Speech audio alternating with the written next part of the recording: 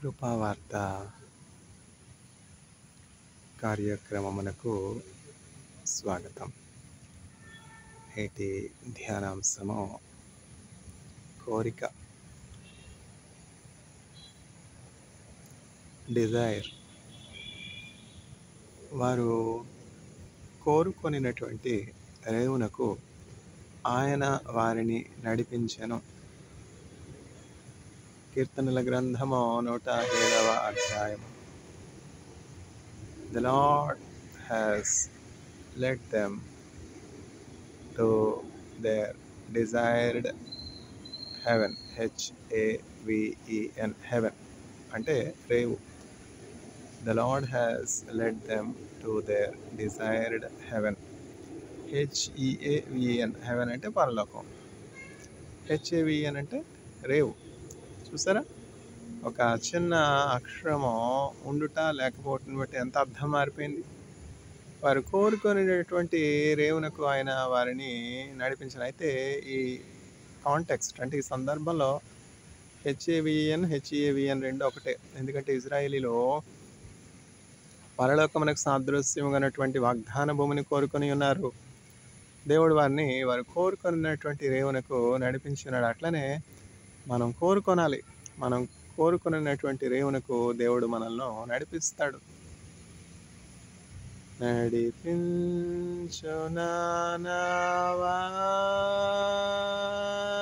ఎంత చక్కని పాట. ఏబి మాసిలమణి గారు రాశారు. పాస్టర్ ఏబి మాసిలమణి గారు ఎంత చక్కని పాట రాశారు. ఈ పాటలన్నింటికి ఆధారం ఏమిటి? దేవుని వాక్యమే కదా. ఎప్పుడైతే మనం దేవుని వాక్యము పట్ల ప్రేమ కలిగి ఉంటామో, ఆసక్తి కలిగి ఉంటామో, ఏబి మాసిలమణి గారు, ఇంకా మిసెస్ లోయిస్ స్టడ్, ఇంకా ఫ్యానీ క్రాస్బీ, ఇంకా పురుషోత్తం చౌదరి గారు, ఇంకా ఈ పండితులందరూ కూడా రాసినటువంటి ఈ చక్కని కీర్తనల కంటే, గేయాల కంటే గొప్ప గేయాలు మనం మన జీవిత అనుభవాల్లో నుంచి యేసుక్రీస్తు ప్రభు మన జీవితంలో చేసినటువంటి ఆశ్చర్యాలు, అద్భుతాలన్నింటినీ కూడా ఏకరువు పెడుతూ చక్కని గేయాలు రాస్తాం. ఎప్పుడు వీటన్నింటికి ఆధారము దేవుని వాక్యము. దేవుని వాక్యం అందుకనే విడిచిపెట్టకూడదు. దేవుని వాక్యాన్ని ఎడతెగక పఠించాలి. ఆ వాక్యం అంటే ఎవరు? వాక్యం అంటే యేసుక్రీస్తు ప్రభు. ఎప్పుడైతే మనం వాక్యాన్ని అవపాసన పడతామో, ధ్యానిస్తామో, దివారాత్రములు ఆ వాక్యాన్ని ధ్యానిస్తామో, అప్పుడు మనం ఎట్లా ఉంటామంటే నీటి కాలువలయారన నాటబడినటువంటి చెట్టు వలె ఉంటాం. ఇప్పుడు నీటి ప్రక్కన చెట్టు నాటబడి ఉన్నది. దానికి ఏమైనా కొరత ఉంటుందా? భయం ఉంటుందా? దిగులు ఉంటుందా? కష్టం ఉంటుందా? ఏం కావాలి చెట్టుకి? నీళ్లే కదా. ఆ వేర్లు లోపలికి తన్నుతూ ఉంటాయి. ఎప్పుడు నీళ్లు ఉన్నప్పుడు ఇంకా లోతుగా లోతుగా లోతుగా వేళ్ళు వెళ్ళడానికి అవకాశం ఉంటుంది. నీళ్ళు లేనప్పుడు ఆ భూమి గట్టిపడిపోతుంది కదా. భూమిలో సారం ఉండదు. ఆ భూమి రాతి వలె గట్టిగా ఉండుటను బట్టి లోపలికి, ఆ భూమి లోపలికి వేళ్ళు చొచ్చుకొని పోలేవు. అందువలన ఆ భూమి లోపల ఉన్నటువంటి ఆ ఖనిజాలు, ఆ సారము ఆ మొక్కలోనికి రావటానికి అవకాశం లేదనమాట. అందుకని చెప్పి మనం ఎప్పుడైతే వాక్యాన్ని చదువుతుంటామో, యేసుక్రీస్తులోనికి మనం వేరు పారి ఆయనతో చక్కగా అంటు కట్టబడి బహుగా ఫలిస్తాం. అదే కదా యేసుక్రీస్తు ప్రభు చెప్తున్నారు, I have ordained you to go forth and bear much fruit. మీరు ఫలించుటకు నేను మిమ్మల్ని ఏర్పరచుకుని ఉన్నాను. మీరు వెళ్ళి ఫలించుటకు నేను మిమ్మల్ని ఏర్పరచుకుని ఉన్నాను. నేను నిజమైనటువంటి ద్రాక్షావళిని, మీరు తీగలు. ఎవరైతే నాతో అంటు కట్టబడతారో వారు బహుగా ఫలిస్తారు. ఆ ఫలించడాన్ని బట్టి మీరు నా శిష్యులని సమస్త జనులు కూడా తెలుసుకుంటారు. చూసారా, సిగ్నేచర్ అనమాట. మనం యేసుక్రీస్తు ప్రభుకు సంబంధించినటువంటి వారము, మనము క్రీస్తు ప్రభు యొక్క సేవకులము, దాసులము, జత పనివారము అని జనులు ఎట్లా తెలుసుకుంటారు అంటే మన ఫలములను బట్టి. ఒక చెట్టు ఉన్నది, ఆ చెట్టు ఫలములు లేనిదిగా ఉంటే ఏం జరుగుతుందంటే అది దహించి వేయబడుతుంది, అది కాలిపోతుంది, అది బూడిదైపోతుంది. ఆ చెట్టు దాని ఎందు నిమిత్తము దేవుడు చేస్తున్నాడో దాని యొక్క ఆ పర్పస్ను, ఆ దేవుని యొక్క చిత్తాన్ని ఆ చెట్టు నెరవేర్చాలన్నమాట. నక్షత్రాలు ఉన్నాయి. నక్షత్రాలు అంటే సన్, సూర్యుడు ఉన్నాడు. సూర్యుడు ఎందు నిమిత్తము నిర్మించబడ్డాడు? సూర్యుడు దేవుడు సృజించడానికి, దేవుడు సూర్యుని సృజించడానికి ఒక ఉద్దేశ్యం ఉన్నది, ఒక తలంపు ఉన్నది. ఆ సూర్యుని పట్ల దేవునికి ఒక ఉద్దేశ్యం ఉన్నది. ఇప్పుడు అనేకమైనటువంటి సోలార్ సిస్టమ్స్ ఉన్నాయి. అనేకమైనటువంటి సోలార్ సిస్టమ్. మనకు తెలిసినటువంటి సోలార్ సిస్టమ్ ఏంటంటే కేవలము సూర్యుడు, సూర్యుని చుట్టూ తిరుగుతున్నటువంటి నవగ్రహాలు మెర్క్యూరీ, వెనస్, ఎర్త్, మార్స్, తర్వాత Jupiter, Saturn, Uranus, Neptune, Pluto అనే నవగ్రహాలు సూర్యుని చుట్టూ తిరుగుతూ ఉన్నాయి. ఈ గ్రహాలన్నీ కూడా వాటికి నిర్దేశించినటువంటి మార్గంలోనే వెళుతున్నాయి. చూసారా, మనం నడవలసినటువంటి త్రోవ మాత్రమే కాదు, ఎంతో గొప్ప పరిమాణంలో ఉన్నటువంటి బిగ్ సైజులో ఉన్నటువంటి గ్రహములన్నీ కూడా చక్కగా అవి నడవడానికి దేవుడు ఒక కక్షను నెరవేర్చినాడు. ఒక ఫుట్బాల్ని గోల్లో వేయడమే మనకు కష్టం, ఒక వాలీబాల్ని గోల్కి పంపించడమే కష్టం. అయితే దేవుడు చూడండి, ఫుట్బాల్తో వాలీబాల్తో పోలిస్తే ఈ గ్రహములు అంటే ఎర్త్ కానీ Mercury, Venus, Earth, Mars, Jupiter, Saturn, Uranus, Neptune, Pluto ఎంత పరిమాణంలో పెద్దవిగా ఉన్నవి. గొప్ప పరిమాణం కలిగినటువంటి, మనం ఊహించలేనటువంటి, మనం కనులారా పరిమాణం అంతా కూడా చూడలేమన్నమాట. దగ్గర నుంచి, దూరం నుంచి టెలిస్కోప్లో చూస్తే అవి ఒక బాల్ లాగా కనబడతాయి, చిన్న బాల్ లాగా కనబడతాయి. ఆ ball moving ball, rolling balls అనమాట. ఈ భూమి తన చుట్టూ తాను తిరగడానికి ఎంత సమయం పడుతుంది? 24 గంటలు పడుతుంది. భూమి సూర్యుని చుట్టూ ఒక్క రౌండ్ రెవల్యూషన్ అవ్వడానికి ఎంత సమయం పడుతుంది? 365 దినాలు. అందువలన ఈ గ్రహమైనటువంటి భూమి తన చుట్టూ తాను తిరిగే కాలము ఒక దినము, అట్లనే సూర్యుని చుట్టూ తిరిగే కాలము 1 సంవత్సరము. ఈ ఋతువులు ఇవన్నీ కూడా సూర్యుని యొక్క ఈ చంద్రుని బట్టి, సూర్యుని బట్టి, భూమిని బట్టి ఆధారపడి ఉన్నాయి. ఋతువులను, కాలములను, పరిమాణములను తెలుపుటకు దేవుడి నక్షత్రాలను ఏర్పరిచి ఉన్నాడు. ఉపగ్రహము ఎర్త్కి అంటే భూమికి న్యాచురల్ సెటిలైట్ ఒకటే ఉన్నది. భూమి యొక్క న్యాచురల్ సెటిలైట్, ఒక్కగానొక్క సెటిలైట్ ఏమిటి అంటే మూన్. చూసారా, దేవుడు చంద్రుని చేస్తున్నాడు, దేవుని సూర్యుని చేస్తున్నాడు. సూర్యుని ఎందుకు చేస్తున్నాడు? పగలు వెలిగించుటకు, పగటిని ఏలుటకు దేవుడు సూర్యుని సృజించి ఉన్నాడు. ఎలాగూ భూమిని ఏలుటకు, సమస్తమైనటువంటి జీవగల ప్రాణకోటిని ఏలుటకు ఆదాము సృజించబడి ఉన్నాడు, దేవుని పోలికలో దేవుని స్వరూపంలో చేయబడి ఉన్నాడో, అట్లాగనే సూర్యుడు కూడా నిర్మించబడడానికి, సృష్టించబడడానికి ఒక నిర్దిష్టమైనటువంటి కారణం అన్నది. చూసారా, అందువలన సూర్య భగవానుడు అని చెప్పి దేవుని పేరు ఈ సృష్టికి ఆపాదించి సూర్యుడిని మనము కొలించే తప్పిదము చేయకూడదు. ఆ దేవుడు సృజించినటువంటి సూర్యుని వల్ల మనం అనేకమైనటువంటి మేలులు పొందుకుంటున్నాము, ఉపకారం పొందుకుంటున్నాము. కృతజ్ఞత కలిగి ఉండాలి. ఎవరి పట్ల? డబ్బు పట్ల కృతజ్ఞత కలిగి ఉండాలా? డబ్బు ఇచ్చినటువంటి వారి పట్ల కృతజ్ఞత కలిగి ఉండాలా? డబ్బు కేవలము కాగితం మాత్రమే. ఆ డబ్బును మనకు ఎవరిచ్చారు?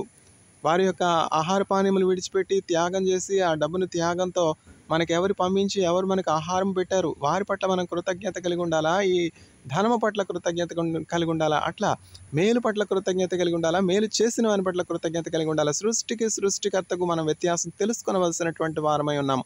దేవుడు పాపికి పాపమునకు వ్యత్యాసం తెలుసుకుని, దేవుడు పాపిని ప్రేమించి పాపమును ద్వేషించేవానిగా ఉన్నాడు. ఆ పాపము నిమిత్తము నివృత్తి చేయడానికి, పాప పరిహారార్థం ఆయన తన ప్రాణం పెట్టడానికి లోకానికి వచ్చాడు. కానీ మానవుల్ని తీర్పు తీర్చడానికి రాలేదు. మానవుల్ని నిందించడానికి, దూషించడానికి, పరిహసించడానికి, మానవుల మీద నేరారోపణ చేయడానికి యేసుక్రీస్తు ప్రభు రాలేదు అన్నటువంటి సత్యము మనుష్యులు గ్రహించాలి. మానవుల మీద నేరారోపణ చేయవాడు, మానవులకి కీడు చేయవాడు, హాని చేయవాడు, మానవుల యొక్క, దేవుని యొక్క విరోధి సాతానుడు వేరొకడు ఉన్నాడు. అయితే యేసుక్రీస్తు ప్రభు మానవులకు తీర్పు తీర్చడానికి రాలేదు, మానవులను ద్వేషించడానికి రాలేదు, మానవులను శిక్షించడానికి రాలేదు, మానవుల్ని బాధపరచడానికి రాలేదు. ఆయన ఈ లోకానికి వచ్చినటువంటి కారణం ఏమిటంటే మానవులందరినీ కూడా ఆ పాతాళంలో నుంచి తప్పించడానికి, నరకంలో నుంచి తప్పించడానికి యేసుక్రీస్తు ప్రభు ఈ లోకానికి వచ్చారు. మానవులందరూ పాతాళంలోనికి ఎందుకు వెళ్ళిపోతున్నారు? నరకంలోనికి ఎందుకు వెళ్ళిపోతున్నారు? అగ్ని ఆరని, పురుగు చావని, ఏడ్పు, పండ్లు కొరుకుట ఉన్నటువంటి ఆ నరకంలోనికి ఎందుకు వెళ్ళిపోతున్నారు? ఏ సైన్స్ చూసింది పాతాళం? ఏ సైన్స్ చూసింది హెల్? ఏ సైన్స్ చూసింది హెవెన్? చూడలేదు కదా. ఏది సైన్స్కి అదృశ్యమైనదో విశ్వాసానికి అది దృశ్యమైనది. పావులు విశ్వాసమును బట్టి, క్రీస్తు యేసునందలి విశ్వాసమును బట్టి అతని యొక్క ఆత్మ పరలోకమునకు తీసుకొని పోబడి ఉన్నది. పరలోకములో ఆ అదృశ్యమైనటువంటి విషయాలన్నీ కూడా చూస్తున్నాడు. ఇంత గొప్ప సాక్షి సమూహం మేఘం వలె మనల్ని ఆవరించి ఉండగా సులువుగా చిక్కులు పెట్టి ప్రతి పాపమును విడిచిపెట్టి మన ఎదుట ఉన్నటువంటి పందెంలో ఓపికతో సాగుదాము. చూసారా ఎంత చక్కగా చెప్తున్నాడు పౌలు. హెబ్రీయులకు రాస్తున్నటువంటి 11వ అధ్యాయం ఎట్లా రాయగలిగాడు చూడకుండా. అక్కడ అబ్రహాము ఉన్నాడంట, యాకోబు ఉన్నాడంట, ఇస్సాకు ఉన్నాడంట, దావీదు ఉన్నాడంట, సొలొమోన్, వీరందరూ కూడా దేవుని పరిశుద్ధాలయములో ఉన్నారు, పరలోకంలో ఉన్నారు. అంటే మన పితరుల యొద్దకు మనము చేర్చబడతాము భద్రముగా. ఈ లోకములో మరణించుట, ఈ లోకములో నిద్రించుట మన ఆత్మకు అంత్యము కాదు, అది నూతన ప్రారంభం. నిత్యము మనము జీవించున్నట్లు దేవుడు మనల్ని నిత్య జీవము కొరకు సృజించున్నాడు. మనం నిత్యము జీవించాలి. ఎక్కడ జీవించాలి? పాతాళంలో కాదు, మురికి కూపంలో కాదు, అగ్ని ఆరని పురుగు చావని ఏడ్పు పండ్లు కొరుకుతున్నటువంటి ఆ నరకంలో కాదు. మనం దేవునితో కూడా పరలోకంలో నిత్యము జీవించాలి. అట్లయితే దేవుడు నరకాన్ని ఎందుకు చేయాలి? వాస్తవమే కదా. ఎంత చక్కని ప్రశ్న. దేవుడు మానవుల్ని హింసించడానికి ఇష్టపడని వాడైతే దేవుడు ఆ నరకమును ఎందుకు చేశాడు? ఆ వేదన, ఏడ్పు, పండ్లు కొరుకుట ఉన్నటువంటి ఆ స్థలం ఎందుకని చేయబడి ఉన్నదనే ప్రశ్న.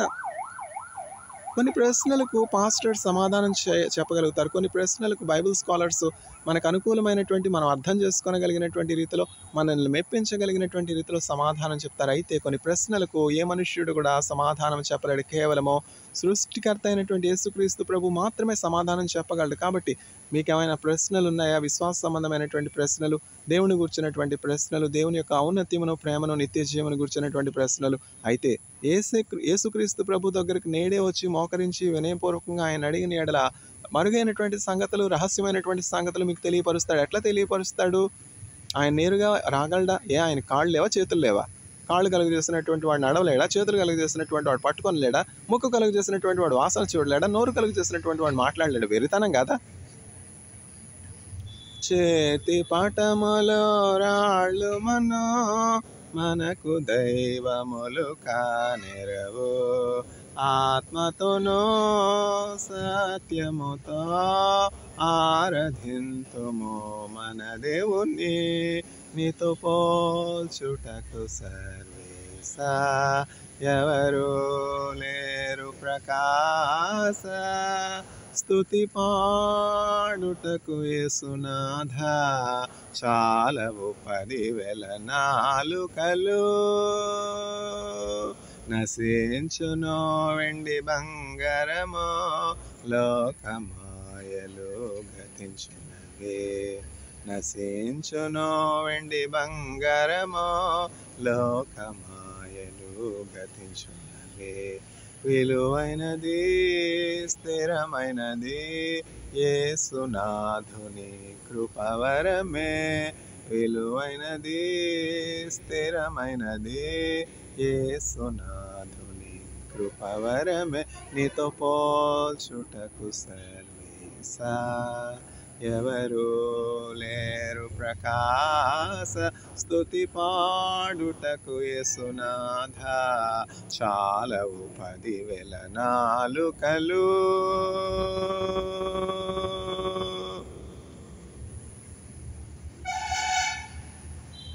చేతి పటములు, మనుషులు తమ చేతులతో చేసినటువంటి బొమ్మలు, తర్వాత సృష్టించబడినటువంటి ఏ సృష్టము, తాబేలు, ఏనుగు, పాము, ఇవన్నీ కూడా దేవుని చేత సృజించబడినటువంటి సృష్టియే కానీ స్వయంభవుడు కాదు. వాటంతటా అవి జీవించుటకు శక్తి కలిగినటువంటివి కావు. ఈ జీవములు, ఈ ప్రాణకోట అంతటికి జీవం ఇచ్చినటువంటి వాడు దేవుడు మాత్రమే. ఆ జీవాధారమైనటువంటి యేసుక్రీస్తు ప్రభునొద్దకు మనం వచ్చిన ఎడల మనము నిత్య జీవం కలిగినటువంటి వారు. ఎంతమంది కుమారుని అంగీకరిస్తారో వారందరూ కూడా నిత్య జీవం కలిగినటువంటి వారు. ఇదే స్వార్థ, ఇదే రహస్యము. ఈ స్వార్థ తప్ప వేరొక స్వార్థ లేడు. Gospel made easy.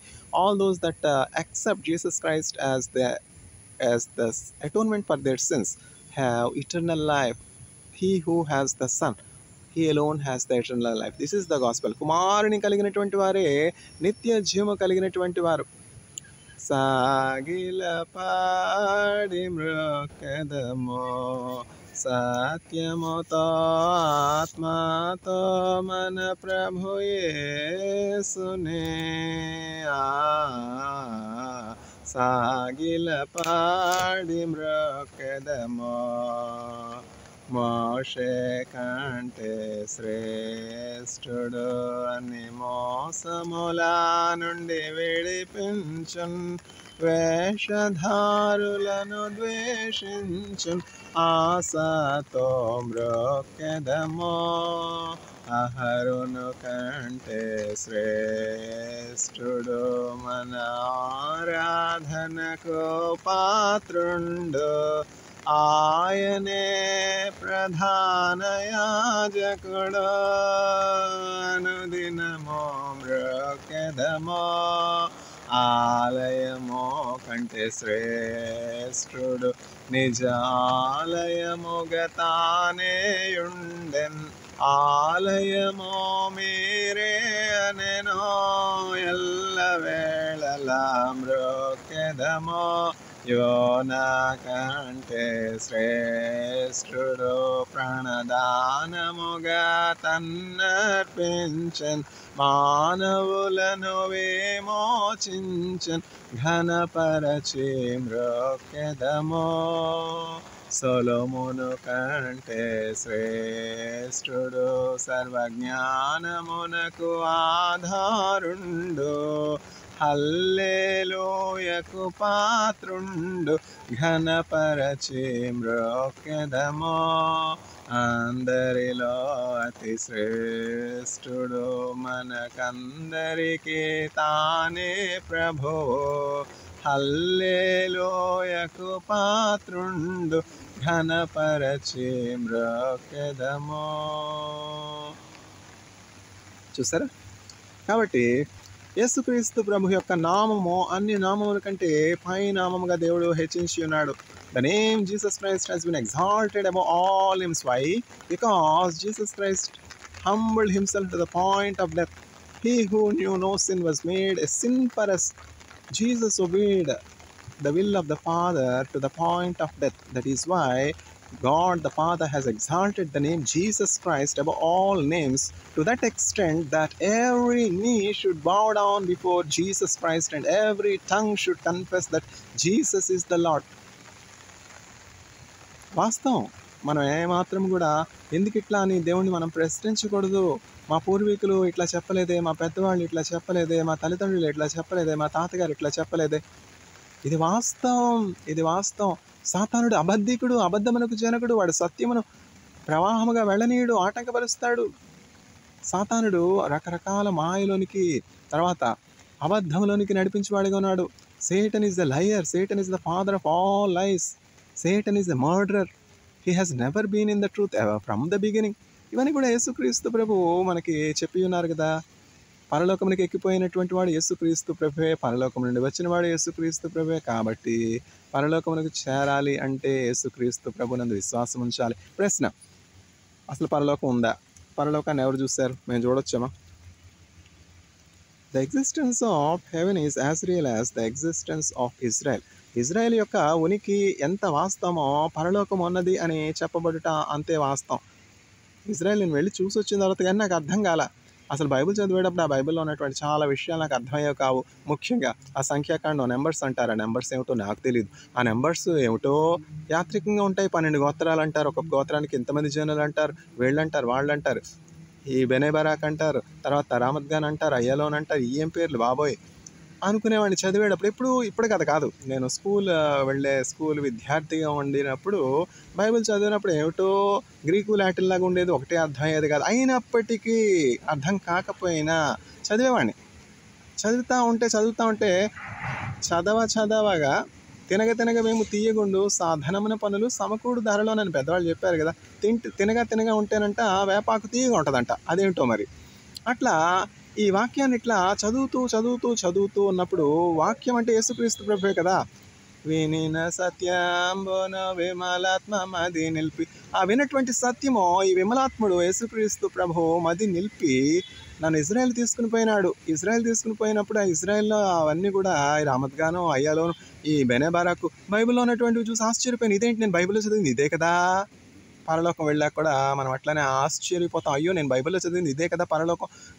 బంగారు వీధుల్లో తిప్పుతానన్నాడు నా యేసే. బంగారు వీధిలోకి నేను వచ్చేస్తేనే. చూచి నమ్మిన వానికంటే చూడక నమ్మిన వారు ధన్యులు. ధన్యులు ధన్యులు యెహోవా దేవునిగా గలవారి ధన్యులు. కాబట్టి మెసేజ్ ఏమిటి? కీ పాయింట్ ఏంటి?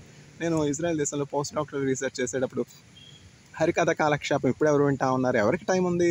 నేను చెప్పేది క్లుప్తంగా చెప్పని చెప్తారనమాట అహరోన్ గడెంకన్ గారని మా ప్రొఫెసర్ గారు. What is the point? What did you find? What is the result? ఆ రిజల్ట్ చెప్తే apply for patent. Sir, I reduced the carbon dioxide with sodium borohydride. That's all. Apply for patent. Write the paper. Sir, I produced levulinic acid from cotton and the yield is the highest among all other biomass. And the reason is cellulose is 100% Cotton is 100% cellulose with highest cellulose content. Among various biomass feedstocks, cotton is the best material. Good. Write the paper. What is the point? Nobody has time to listen to all the 66 books in the Bible. Nobody has time to read all the thousands of chapters. What is the point? Tell the point. That is sufficient. ఎక్కడున్నాం మనం? ఎక్కడ ప్రారంభమైంది, ఎక్కడ అంతమైంది? రేవు, haven. ఆ సియోను అను రేవు, ఆ పరలోకం చేరాలంటే కోరుకొనాలి. కోరుకున్నప్పుడు యేసుక్రీస్తు ప్రభు మన ఆ రేవుకు చేరుస్తాడు. హెచ్ఏవిఎన్. ఆ హెచ్ఏవిఎన్ అంటే హెచ్ఏవిఎన్ అనమాట, పరలోకం. మాసిరమణి గారు చక్కగా రాస్తారు. ఈ పాట పాడి ముగిస్తాను. నడిపించునావా నడి సాంద్రమున దేవా నవజీవన మార్గమున నా జన్మ తరింప నడిపించునావా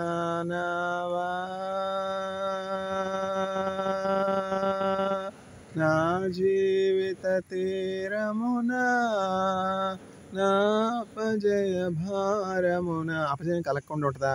మనుషులు అన్నాక జయం ఉంటుంది, అపజయం ఉంటుంది. అపజయం కలిగినప్పుడు కృంగిపోవాలా, డిస్కరేజ్ అయిపోవాలి. అదేంటది? చాలామంది ఫెయిల్యూర్ వచ్చినప్పుడు డిస్కరేజ్ అయిపోతారు.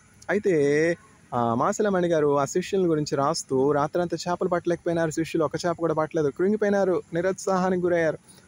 ఆ ఎక్స్పీరియన్స్ని చక్కగా పాటగా రాశారనమాట. మాకు ఏం అర్థం కావట్లేదు సార్, आप क्या पढ़ा रहे हैं, कहाँ से पढ़ा रहे हैं, हमें कुछ समझ में ही नहीं आ रहा है. ఇది కంప్లైంట్ నా మీద. అయితే 5 వేలు ఒకలాగా ఉండవు కదా చేతిలో. ఒక్కొక్క వేలు ఒక్కొక్క టెస్టిమోనీ ఇస్తారు, ఒక్కొక్క ఫీడ్బ్యాక్ ఇస్తారు. మనం కృంగిపోవాలా? ఏ ఫీడ్బ్యాక్ అయినా కూడా పాజిటివ్గా తీసుకుని అందులో ఉన్నటువంటి వాస్తవాలను పరిశీలించి పరిశోధించి దిద్దుకున్నట్టు మేలు కదా. సారం.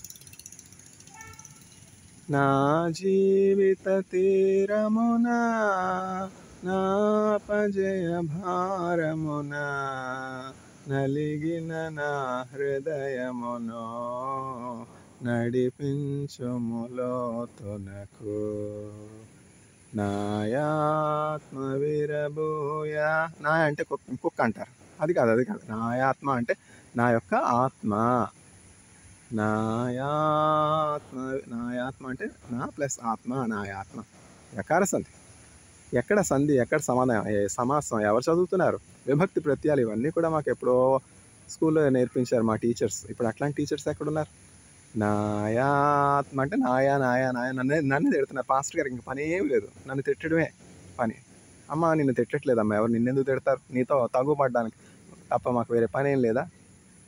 నీ గతికి నిన్ను విడిచిపెట్టేస్తాం, నీ నాశనానికి నేను విడిచిపెట్టేస్తాం. నీ నాశనం కునుకదు, నిద్రపోదు. దేవుని సేవకుల మీద లేస్తే, దేవుని సేవకుల మీద అపనిందలు వేస్తే దేవుడు ఊరుకుంటాడా? పాస్టర్ గారికి వేరే పని ఏం లేదు. నన్నే నాయా నాయా నాయా అంటున్నారు. నిన్నెందుకంటా నాయాని? నాయాత్మ అంటే నా ఆత్మ గురించి నేను చెప్పుకున్నాను, నీ గురించి నేను చెప్పాను. పాస్టర్ గారు నా గురించి చెప్తున్నారండి, ఈయనకి వేరే పని ఏం లేదు. నేను అధముండను కదా. అమ్మ నీకోసం కాదమ్మా. నేను చెడిపోయిందాను కదా. అమ్మ నీకోసం కాదమ్మా. నాయాత్మ అంటే నా ఆత్మ కోసం నేను చెప్పుకుంటున్నాను. నాయాత్మ విరబోయా నా దీక్ష ఫలింప నా నావలు కాలిడుమా నా సేవ చేకొనుమా నడిపించునావా రాత్రంతయు శ్రమ పడినా రాలేదు ప్రభు జయమో రహదారులు వెదకిననో రాదాయను ప్రతిఫలమో రక్షించుని సిలువా రమణీయలోతులలో రతనాలను వెదకుటలో రాజిల్లున పడవా నడిపించునావా ప్రభు మార్గము విడచితిని ప్రార్థించుట మానితిని ప్రభువాక్యము వదలితిని, పరమార్థము మరచితిని. ప్రపంచ నటనలలో ప్రావీణ్యతను పొంది, ఫలహీనుడనై ఇప్పుడు పాటింతుని మాట. నడిపించు నా నావా, ప్రభు మార్గము విడచితిని, ప్రార్థించుట మానితిని.